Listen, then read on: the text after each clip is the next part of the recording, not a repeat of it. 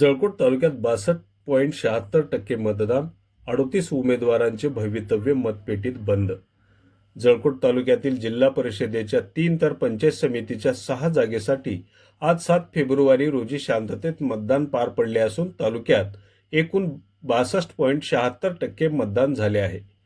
तालुक्यात जिल्हा परिषदेच्या 3 जागेसाठी 13 उमेदवारांनी निवडणूक लढवली आहे, तर पंचायत समितीच्या 6 जागेसाठी 25 उमेदवारांनी निवडणूक लढवली आहे. त्यासाठी तालुक्यातल्या 65,338 मतदारांपैकी 41,009 मतदारांनी आज मतदानाचा हक्क बजावला आहे. त्यामुळे तालुक्यातील जिल्हा परिषदेच्या 13 उमेदवारांचे तर पंचायत समितीच्या 25 उमेदवारांचे भवितव्य आज मतपेटीत बंद झाले आहे. निवडणूक शांततेत पार पाडावी यासाठी पोलीस अधिकारी सचिन चव्हाण यांच्या मार्गदर्शनाखाली प्रत्येक मतदान केंद्रावर पोलिसांचा तगडा बंदोबस्त तैनात करण्यात आला होता.